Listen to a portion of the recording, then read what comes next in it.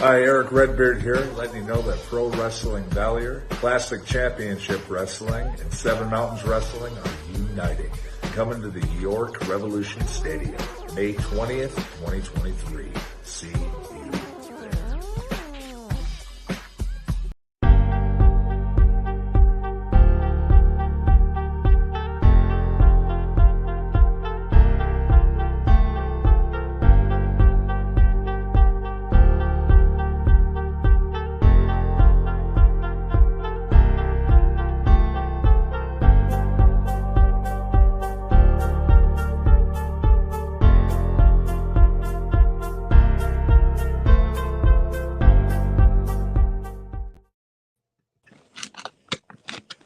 All right, welcome everybody to Three Beards of Wrestling.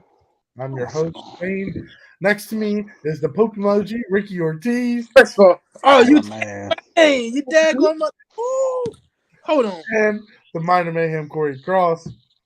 What's going on, guys? What's going on? Hopefully everyone's doing good. Please share and like our podcast. Let's go over some stuff quick. If you guys missed the show this weekend, you guys missed one of hell of a show. You let me get zip tied to the bottom rope by my ear. I mean, and we also put like a 90-year-old through a table. So, yeah, Okay, you know what? That fine. It balances out. I'll allow that because yeah. All right, guys. Like I said, if you guys didn't make it out this weekend, you guys definitely missed one hell of a show. But on the road coming next will be February 11th. Mr. Stack's Fitness Center in Lewistown, PA. Doors open at 4, bell time at 5. Next, we have February 25th, Camden, New Jersey. Showtime is 4 p.m. And then the month of March, Fort Knox will be doing free tryouts the whole entire month. So if you guys want to start a wrestling career, or if you want to ref, you want to manage, a ring announce, or wrestle, please hit us up and get your spot, and we'll get you guys in there. And the legendary Mark Mess Wrestling Seminar, February 25th, 2 to 4, Woodbury, New Jersey. I will definitely be attending this because I'm going to set up our ring and then head right down there to get it. So $10, guys. Get your guys' spots. $10. That's crazy. All right. So let's bring in our guest. I mean, it was supposed to be Prince Piranha. He had some other obligations going on. So we got none other than Dennis Reaper. What's up, gentlemen? How you doing? Welcome. Thank you for having me. I know I'm a last-minute fill-in, Prince Piranha. Guess what? I guess you were hungry and you had to go to the buffet to eat. I'm just saying. Why you talk about Ricky like that? I wasn't talking about Ricky. I was talking about Prince Piranha, but, Whatever. If the orthopedic shoes fit, I get it. I wear Damn. Flippers. And again, guys, if you guys got questions for Dennis Reaper or me or the Poop Emoji or the Mind of Mayhem, Corey Cross, sorry, Ricky Ortiz.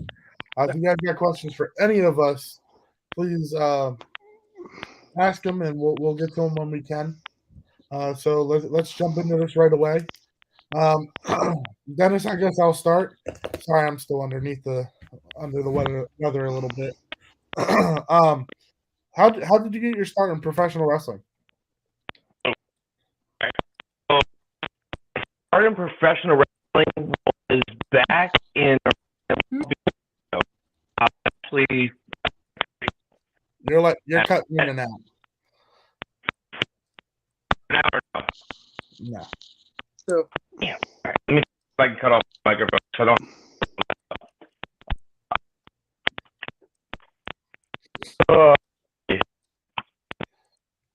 Ricky, why do you look like that?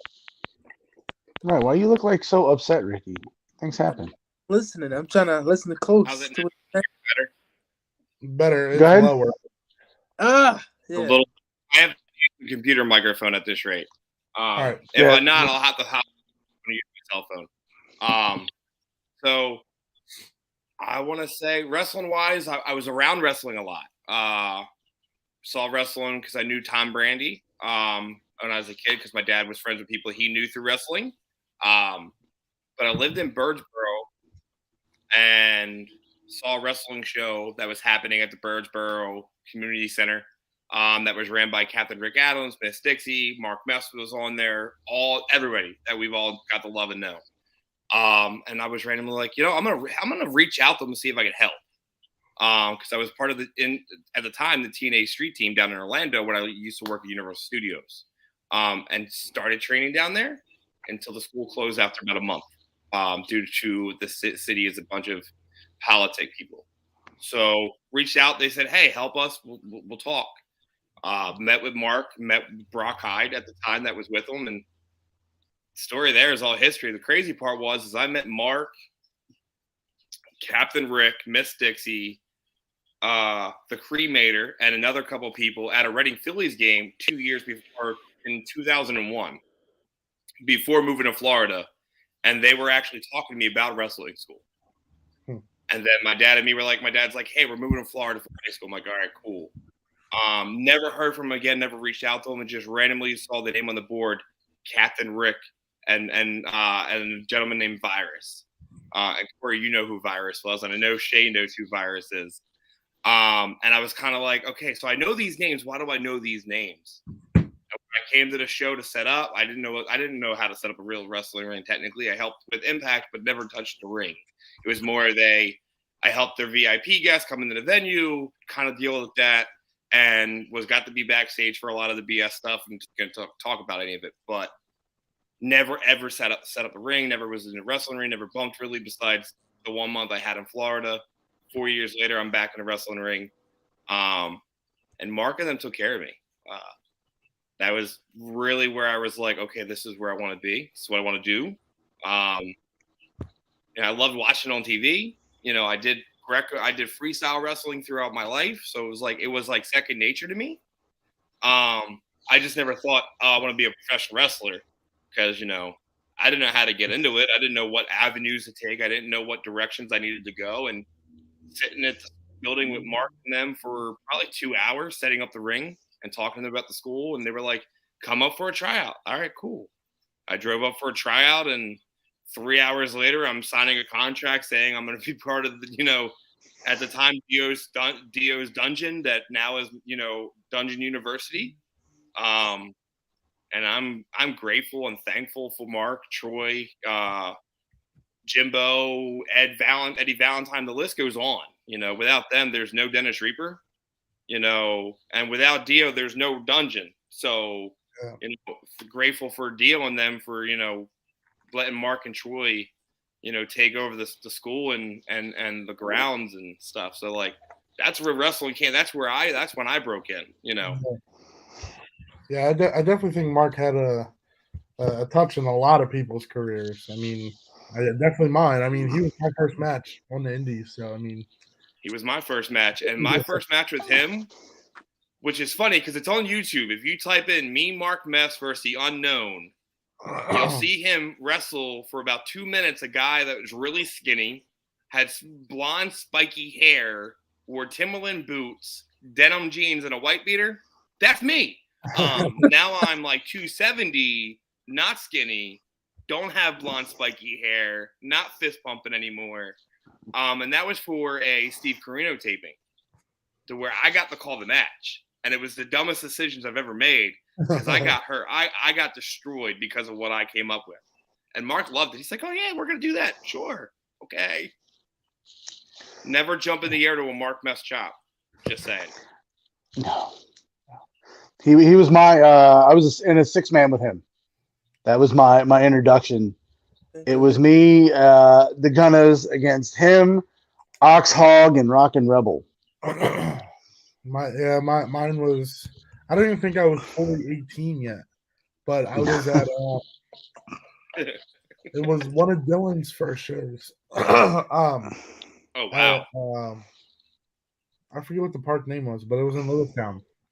And I was underneath the mask, and it was Rebel and Mark. That was my first match. Was that the first 10th show he did? I believe it might have been, because I know I wasn't at his very first show. I was at every other Dylan show after that, but I missed the debut of his company at the time. It might have been like the first or second tent, like underneath the tent. show that he ran. It was Kish Park. Yeah, I know. I remember it was at a park. It was definitely. Yeah. It was probably might have been his first or second one. For Yeah, sure. maybe. I Under the tent. don't remember, but yeah, that was definitely. I mean, I loved it. I mean, it was so easy and fun, and it was Mark. Doink number 12 was on that show. yeah. Doink Sereni. Somebody asked what we thought of the end of the Royal Rumble. I mean, hopefully, I hate that they kind of killed the storyline with Sami Zayn. No, I'm not going to say necessarily killed it, but I hopefully they do something more with it than just kind of like that. Because I think it was pretty over. I sadly fell asleep during the women's row. I kind of went to lay down for a minute or so because I was tired because again I worked all morning at FedEx and I'm in at 3 a.m. so I'm like by 9:30, 10 o'clock my brain's like, hey, it's bedtime because in a 4-hour window I'm dealing with 8,700 packages. Oh, trust me, I know. That have to be shipped out the building. God bless my soul, and I know Corey probably has me beat with whatever he has going on, but. I'm just gonna make I'm gonna have a drink over the package joke. It's fine. Oh, I know you are. That's why I'm like, I know you have something you got going on. But I was tired, so I was like, you know what, the Women's Royal Rumble. I wanted to watch it, but I was already kind of bored because the Men's Royal Rumble match didn't give you, too much excitement. Yeah. Which I still love the whole pay-per-view. I rewatched it all. I think the pay-per-view was not that bad at all. I'm seeing people bash it. It's really good pay-per-view. It could have been better for the Men's Royal Rumble. The Women's Royal Rumble nailed it. 100% nailed it. With the surprises, who was over, the things they did in the women's. Yeah. I'm not mad how they ended the pay-per-view with Roman and them though. I love the swerve because I honestly did not expect that swerve. I expected Jay turning on the family, to be honest. I felt like something was Paul turning on the family. But I had a feeling something was going to happen with Sami. I just didn't expect that. And I definitely didn't expect Jey Uso to walk away. Yeah. So, the leak that happened is Sami Zayn is on the cover of the chairs for Elimination Chambers. Which hopefully that changes. If that's not, that's the chair. We already got the leak of what's going to happen. Yeah. I think you're going to get Elimination Chambers with Sami, Kevin, Jay, Roman, and and the other guys. That's it. It'll be the whole it's going to be them versus him. Be the whole bloodline. Can he survive the chamber versus the entire bloodline? Yeah. Which, in my opinion, will be fire as hell because I will be locked and sold for that entire match. Yeah. But do I think Sami will last every one of them? No. But will he? Maybe. It's Sami Zayn. If you all remember when he worked Cesaro on NXT for their pay-per-view, that was brutal. So I didn't hate the ending. I really didn't. I kind of enjoyed it a little bit because it gave you multiple options of where they can go with it now. Corey, how did you like being zip tied to the rope? Who was that, Jason? Jason, I don't want to talk about that guy. I don't want to talk about it. That's great. That's after hours talk. Yeah, that's like pay extra. So that's the OnlyFans page for him to talk about the being zipped tied to the ropes. But unfortunately, that did happen on Saturday. Yeah, Dennis. So since you weren't at the show, Corey got zip tied to the rope by his ear. I was viciously attacked. Viciously. But enjoyed it. But what made it better was that Shane attacked a geriatric. Somebody by the name of Cobra went through a table. Just saying. Oh, poor Cobra. I bet he didn't feel it. Probably did not. I'm not. No. I've known him long enough. I don't think he feels any of it.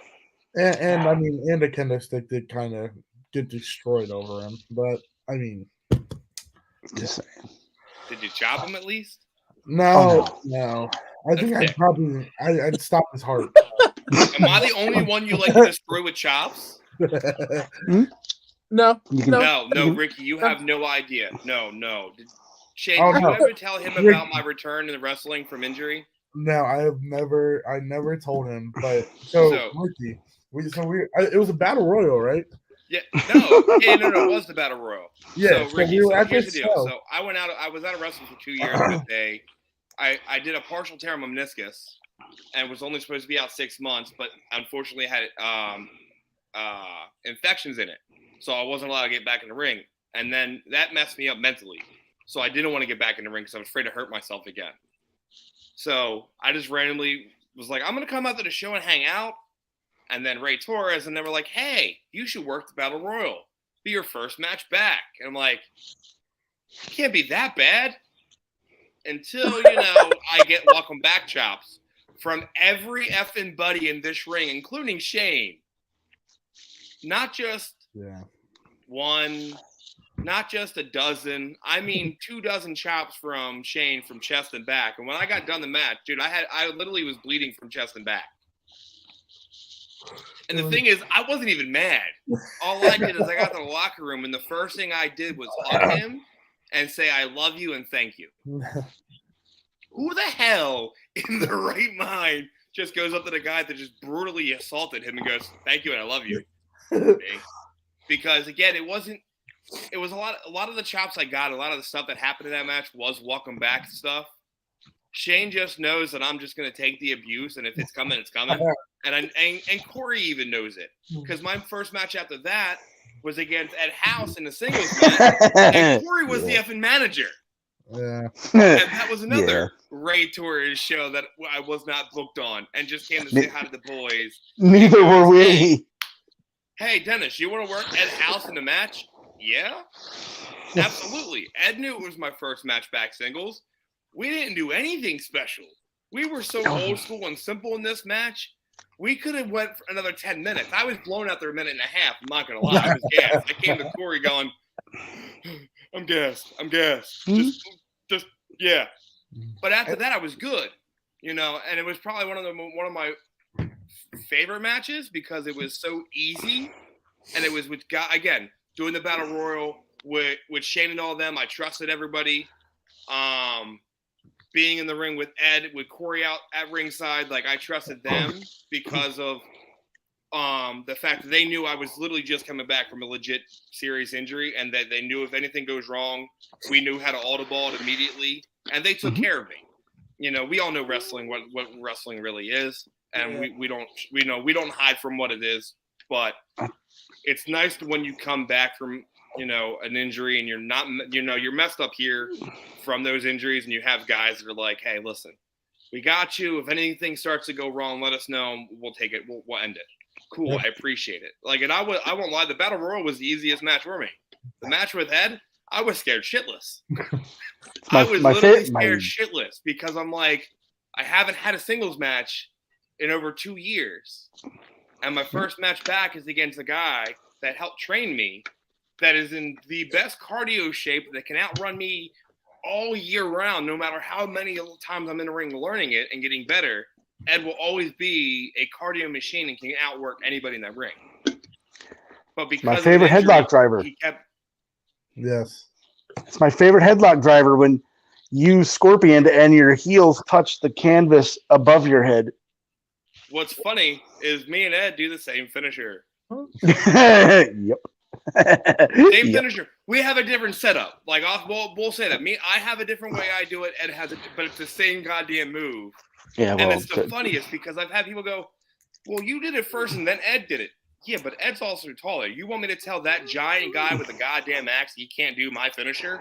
I'm good. to quote Ruckus, ha! Stolen. We all steal everybody's moves. Let's be real. The super kick is the most stolen move in professional wrestling. Yeah. Yes. It definitely is. You got a question for Dennis? Yes, I do. So right now, because I know a lot of y'all, you kind of ruined the end of the Royal Rumble for me because I didn't see the end of the Royal Rumble either. So thank you. I was actually going to watch that match right after this, but I feel like I don't need to anymore. No, watch it. Listen, you have, being a student of the game, no matter what I said, my opinion is different than Corey's. It's going to be different than Shane's above me. watch it because even though I watch it as a fan, I still watch it as soon as the game.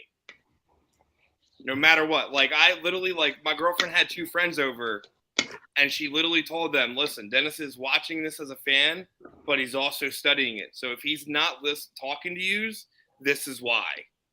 Like I was calling stuff before it actually happened in the match because I could see the setups, I could see the scenarios and the routes they were going. I posted after the Royal Rumble, you had 3 matches lined up from the Royal Rumble match for WrestleMania weekend already. From one match. Yeah. Now are they going to do those routes? Probably not, but they have 3 matches. Are you going to get Judgment Day versus Edge and his wife? Absolutely, because people want that match. Yeah. You know, I want that tag team match because it makes more sense. Edge can go out his own way, and that's his out. He gets to have the WrestleMania moment with his wife and go out on his on his pasture. Have a great time. Thank you for coming back. Definitely. That's where I see that going. You know, you had Ricochet and freaking Logan Paul, whatever his name is. I don't hate that he was in the match. He didn't do anything bad. He actually is one of the most athletic TV people that ever touched the ring. But if you're gonna watch it, watch it. Don't go by what I spoiled because, dude, I didn't even watch the main event until like the next day. I had people spoiling on the internet. I didn't care. I still wanted to watch it. But literally, that's probably that's one of the greatest. That's one of the best storylines in the past 3 years in professional wrestling. In my professional opinion, it's the best storyline they have going, and it's still going to go on with the bloodline. It's just they're going to go a different route now. Yeah. I feel like we all expected like Cody to win, but I won't lie. I wanted the Miz to win. I was a little let down, but then I also wanted Gunther to win because if anybody really going to challenge Roman Reigns, that's really who's going to challenge Roman Reigns. Like when Edge came back, everybody wanted Edge to win. When McIntyre came back, they wanted McIntyre to win, and they waited until the following year for them to win those Rumbles. yeah. Which made better sense because you weren't expecting them to win the following year. Like, oh, well, they're already back. Doesn't make sense now. Yeah. You know, we're going to get, Brock versus whoever. I thought we were going to get Brock versus Lashley at Mania. Now it's totally a different ballgame. Which is going to be, again, Mania is going to be stacked. Like, I'm going to be there for it, and I'm going to enjoy every little one of these matches. But to me, I'm just like, I'm literally trying to figure out what are they going. How are they doing this? Who are they putting there? Because now it comes down to the nitty-gritty of now you have to sell WrestleMania out because a lot of people expected The Rock to show up on Royal Rumble, and he didn't. Yeah. A lot of people expect The Rock to show up tonight. Does he show up tonight or doesn't he? Or does The Rock show up at Elimination Chambers? Yeah. Yeah, I've definitely been seeing that everywhere about The Rock. So, if you guys know who Chris Von Vita is, he literally asks The Rock, do you acknowledge the tribal chief? He goes, yeah, it's family. But he never answered the question about Roman Reigns being the head of the table. He deviated from it. Every time anybody asks, he deviates away from that question. Why have you been going the opposite way from that question for the past year now? What's the reasoning? And it's only been after WrestleMania that he won't answer that question. It's because, in my opinion, we're getting Rock Roman at WrestleMania. You think so? Even though that Cody Rhodes is supposed to be in it as well? It's a 2-night pay-per-view. I didn't think about it like Roman that. I'll say it this way. Roman doesn't need the titles to face The Rock. Sure. Realistically, he don't. You're getting the torch passing. That's really what it is. You had Rock Hogan, that was the torch passing. You had Hogan versus Bundy and all them. And Andre the Giant, that was the torch passing. You had, at the Rumble, you had Taker passing the torch, the Bray Wyatt right there on live television.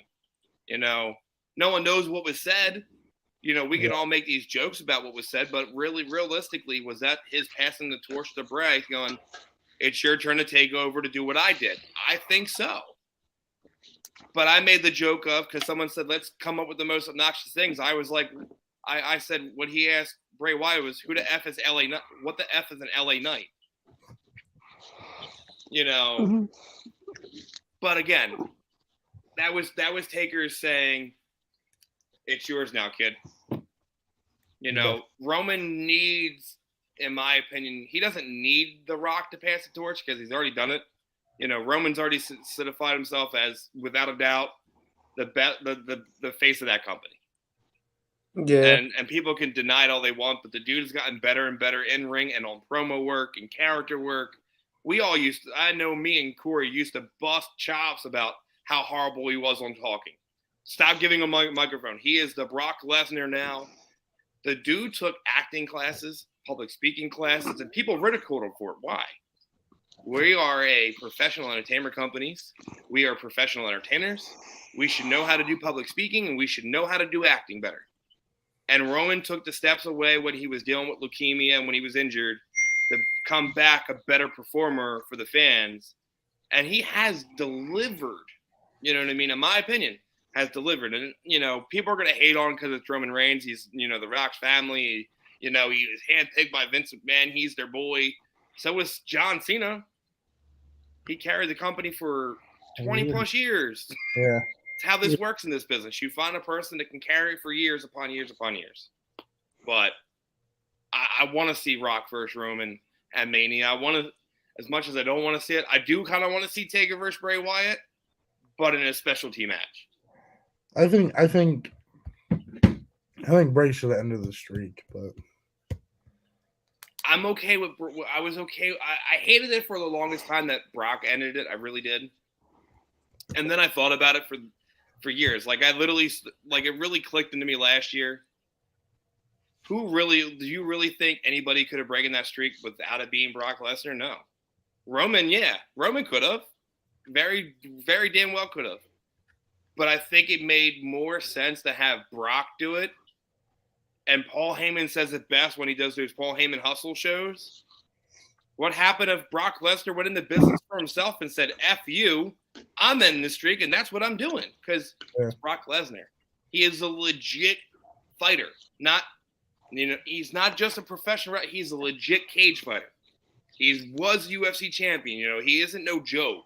You aren't really going to argue with Brock Lesnar in the back because he's going to probably break your jaw and take your head off. So who knows really what happened besides them back there? Yeah. And that's a work and a shoot. No one really actually knows. Like, how pissed off were you, Corey, when Lesnar beat Taker? It was that whole mindset of, all right. And in the back of my head, I think that was a shoot. I think it was a shoot. I think Brock took it. Mm-hmm. And that's just me. Why? No, and I'm the same way. He knew what he was worth, and he knew what it would do for him. And he's not dumb. He made himself invaluable. Oh God, yeah. And that goes for anybody. Yeah. Yep. Like when that happened, I was still living with my dad. I had Mark over. I had Troy over. We had Brock over. I think we had like two or three other people over. And when it happened, when I say I've never seen Troy mess upset that much, he legit got up and left. Didn't finish the pay-per-view. He got up after that match and left. He was that mad. When I say that me and Shane and Corey and all of us have learned from guys that loves old school psychology, and that man got up, I legit was like, oh shit. Like again, I'm a huge Taker fan. Dennis Reaper is based off of, some of my stuff I do is from Taker's at the way he is. Like, there's no spot. I don't shy away from it, but that's the thing I love about wrestling. It's the most mysterious shit has happened in this ring that a lot of us believe it was a shoot. I do. I agree 100% with Corey. I believe it was a shoot. But we'll never, ever know. We will never know the answer. Yeah. We could be blue to our face and be like, oh, was it? People could be like, oh, it was a work. It was staged. Like, are you sure? Yeah. Oh, Heyman makes it pretty clear. He goes, are you sure? And there's videos of the conversation, the question of him on stage and him literally telling the fans and having them second guessing. They're asking that question, their opinion about it. Paul Heyman is just a god. Let's just be real. Paul Heyman is the god of storytelling and psychology and probably Mother Earth. Like he is that good. He can make anybody money. Anything he touches turns to gold. Roman was already good as it was, but as soon as he got Heyman, his stock just went up. But no, Ricky, you said you did have a question now. Yeah, my question was your top 5. I'm gonna say that is just wrestlers of all time. My top 5? Of course. Mr. Ping. No, sorry, Ping. You're like top 30. Stefan If I have Ramon. to separate the indies and like, so see, it's a hard question. That's a really hard question. I have an answer. I know a lot of Fred people won't like my Flash. answers because some of my answers are not what people would expect. In no order. I'm not going to say who's number 1 to number 5. I'm just going to say 5. Chris Kanyon was one of them. I think he was one of the most underrated, unutilized professional wrestlers in the game. Talented in every possible way. Yes, I don't shy away that I was friends with the gentleman, and I miss him to this day. Like Chris Kanyon was just something different. So that would be 1. Jericho is definitely number 2 because he reinvents himself every goddamn time he has to and makes himself relevant. Taker will never not be on my top 5.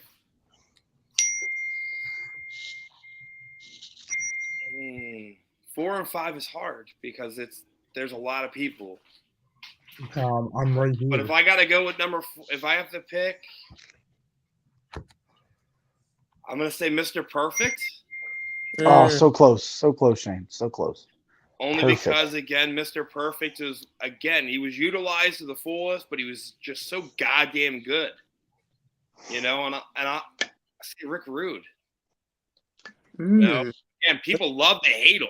He was the Val Venus of back then. I loved, a bunch of other guys that I think deserve to be there, but my 5 that I could literally just go to YouTube and type in their name and I could sit there and watch them like I'm a big William Regal fan.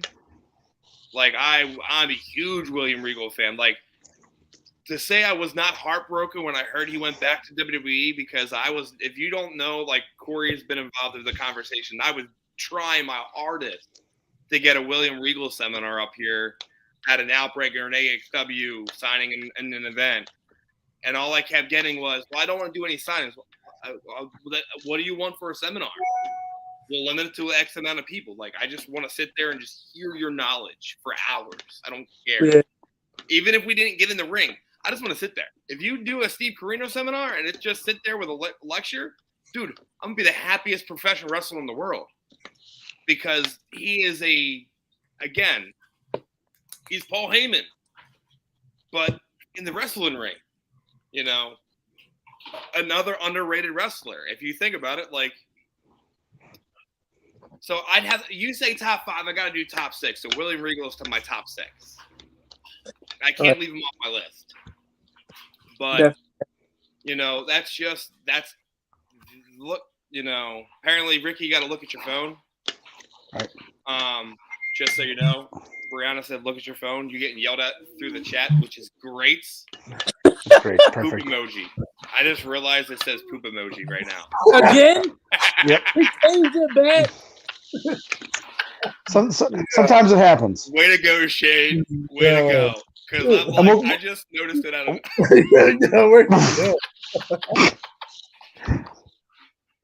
Brianna about to beat that ass. Yeah.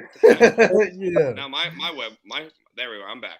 I don't know why. Oh, you're good, April. It's fine. My whole internet went away. My screen. Well, it's because Ricky's over there pushing buttons. And you're very welcome, Brianna, for me telling him to look at his cell phone. But no, like that would honestly be my top 6. I'm not gonna put them in order. There's no way I could do it. Like that would just not. I would definitely piss some people off with my order. Like, I remember there was this one. I used to be a part of Breakfast and Body Slams, and we were just going over managers, and stuff. And I threw Vicky Guerrero's name in there as a joke, but I was sort of kind of being serious. You can't hear me? I can totally hear you. I'm just putting myself over. Oh, got you. I know you are. But I put Vicky Guerrero in that role of, like, they did their Mount Rushmore managers. I was just going managers wise. I think Vicky Guerrero was a great manager because she did what she had to do to get you to literally despise the shit out of her, good or bad. And I'll never take her off that list. She had a Mount Rushmore manager, but she is still one of the top female managers in professional wrestling that ever graced TV. People can argue that all they want, but it's the truth, because there's a lot. There's been what, maybe 10 total women managers throughout all major TV promotions wise, give or take. And then Yes. You get Miss Elizabeth. She was a valet. She was a valet. Yeah. There is a difference. There are women managers. Well, people are using her people are calling her. That's what I'm saying. They were putting her on that Mount Rushmore. Right. There are women. I didn't put her on mine because she's not a manager. She's a valet. She's a valet. You want a woman manager? You look at Sherry. You look at Alexandria York. You look at Baby Doll. Those are women managers. There's also male valets. Mr. Gorgeous Fuji. George he's a manager. Gorgeous George had a male valet. Jeffries used to spray perfume and put rose petals in the ring before he wrestled. All right, guys. Again, useless encyclopedia. We'll take a little break and then we'll hop right back into this. All right. Let's rock and roll.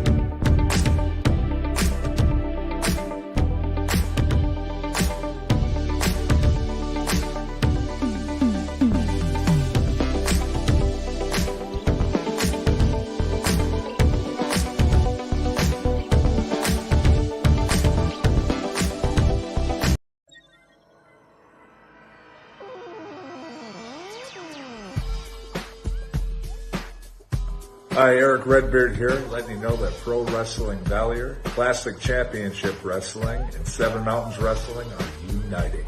Coming to the York Revolution Stadium, May 20th, 2023. See you there.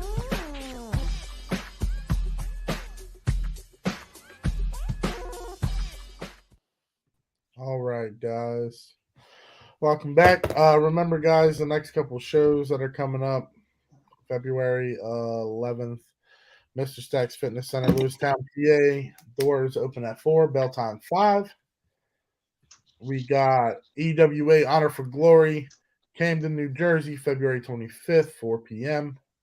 Remember, the month of March, Fort Knoxville will be giving free tryouts if you want to be a manager, a ref, an announcer, or a wrestler.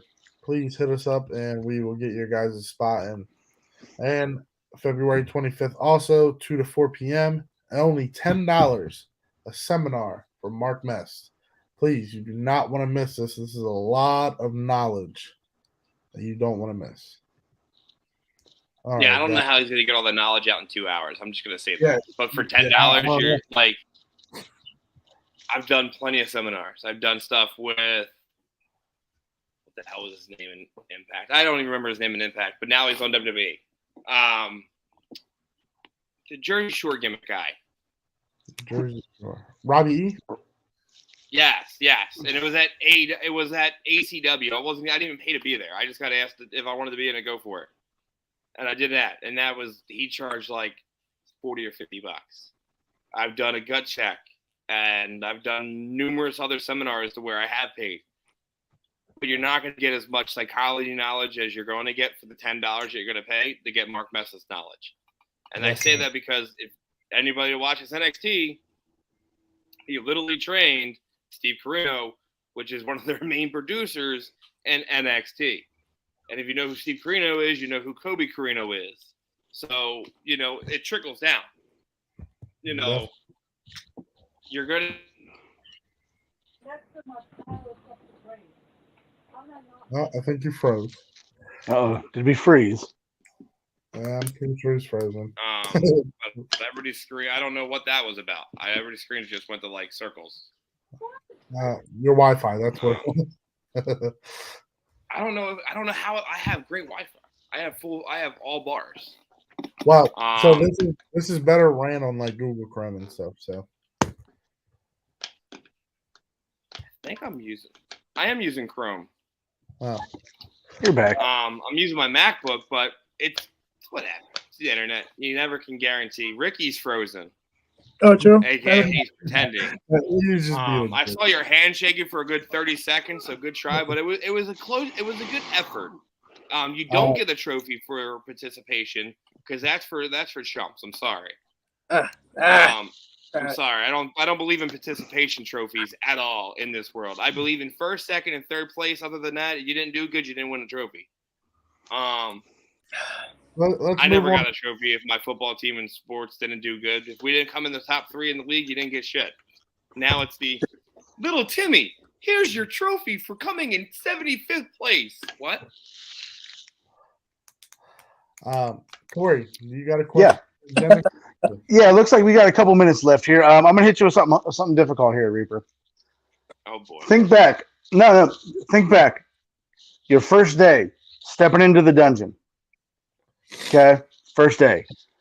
If you could go back with all the knowledge that you know now and all your experience and your time in the business, what would you tell yourself? Mouth shut, ears open.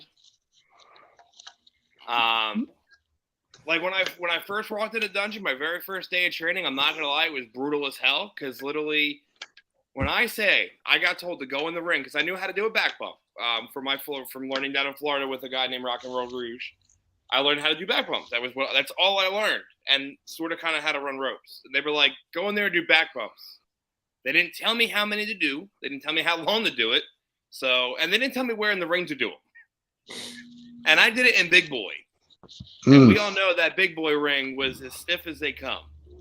And I did back bumps for a good 6-7 minutes straight before they were like, hey, you could have stopped like a while ago after the first 4, right? No, because no one told me to stop. So, I learned some valuable lessons in my career in the very beginning. I had a goose egg on this side of my head, and we all know that's why, because of a hardcore match that I didn't know I was going to have, and I worded it the wrong way. And being a rookie, everything is about wording and how you say something. And it can be misconstrued if you don't word it the proper way. And boy, did I word it the wrong way and got my ass whooped. But I would say, mouth shut, ears open, listen. I would definitely tell myself to sit with more vets from the TV days and pick their brains. I didn't really take advantage of that as much as I should have. I took advantage of it to an extent, but I kind of hung out with like Mark and all of them at shows. I kind of stayed in that little small corner at ACW and at CZW. I didn't really go far. I didn't really like push the boundaries of getting answers and picking brains to learn and get knowledge.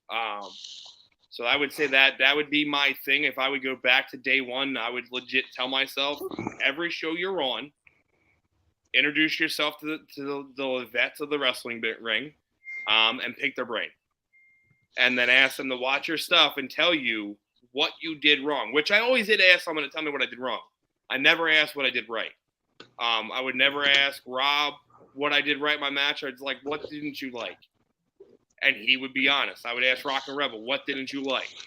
I would ask Mark and them, what didn't you like? And that's because Mark and them told me, you never want to know what you did good. You want to know what you did wrong. That's the only way you're going to get better. How are you going to get better if you know what you did right? And I use that to my ability. I use that knowledge every day, even at AXW shows. If someone says, "Hey, can you watch my match?" Sure, I'll watch your match, but just be honest, just so you know, I'm going to critique the shit out of you. And if you don't like what I say, you shouldn't have asked me my opinion. And that's that. And if they go, "What do you mean?" Well, I'll point to Rob. If Rob's at a show, go see that guy over there. Go ask him to watch your match and wait till you see what happens. There's been plenty of shows that I've been backstage and Rob looks at me going, "What in the flying hell was that crap?" Rob, I don't know, because I wasn't back there when they were talking. I don't know. Like, we've all been at shows where matches have been really bad, and we're all around Rob, or we're all around each other. We're just like, why?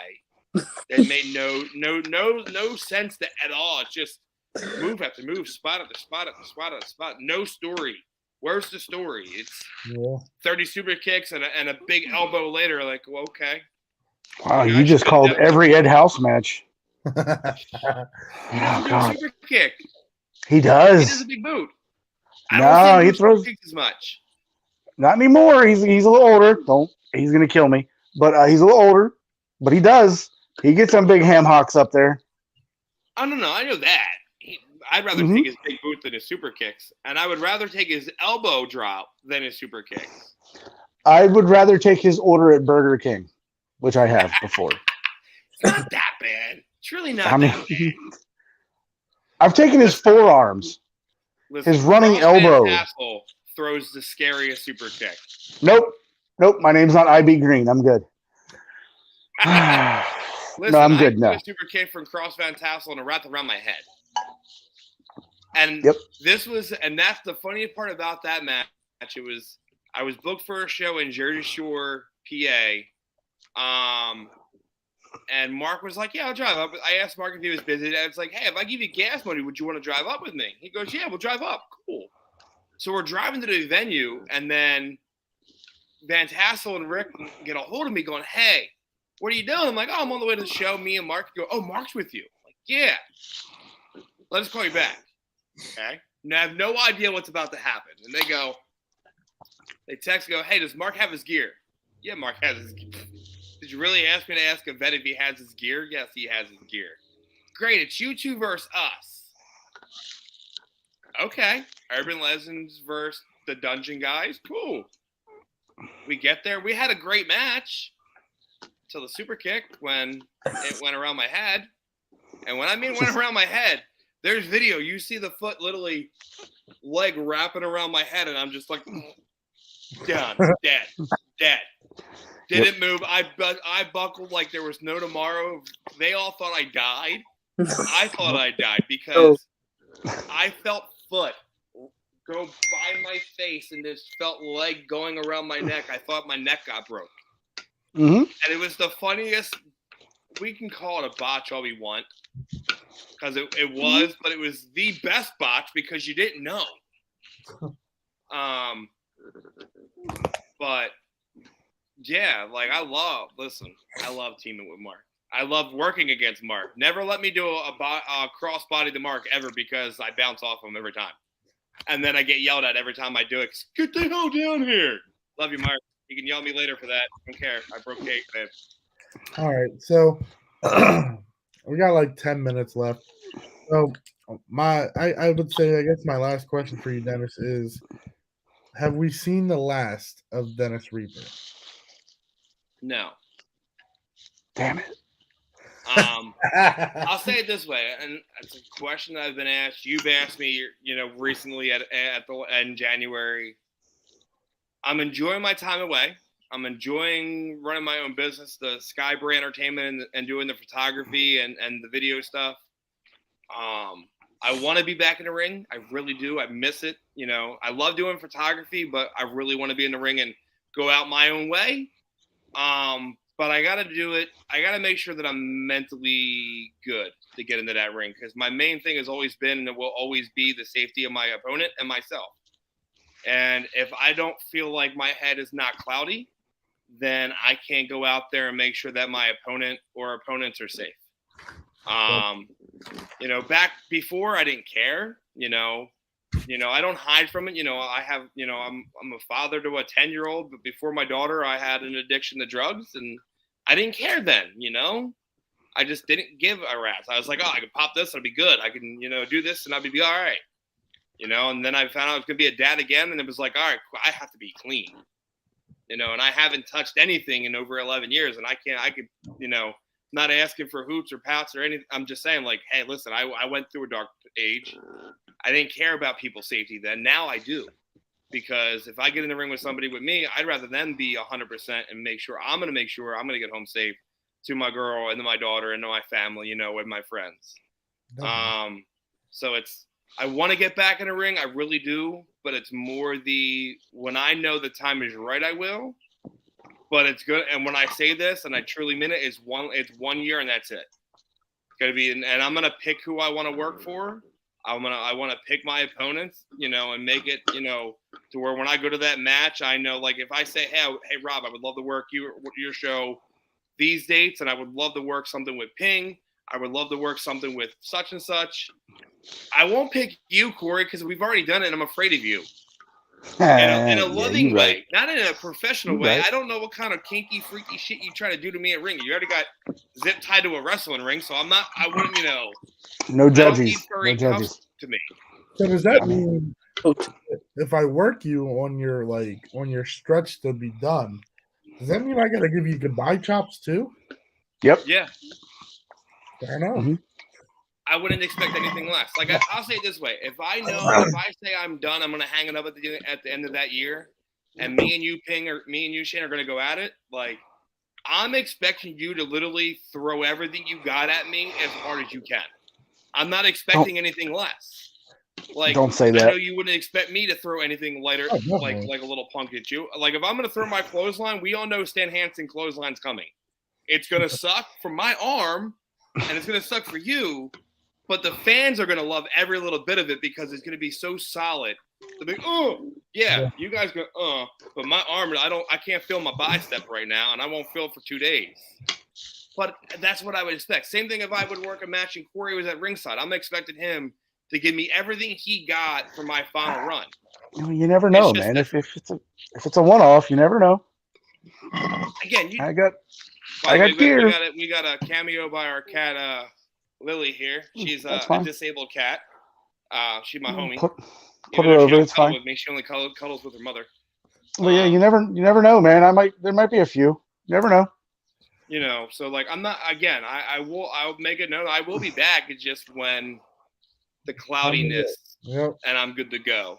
But I did say Jason asked, "What's your favorite match?" I don't know who was asking that to. Yeah, I don't know.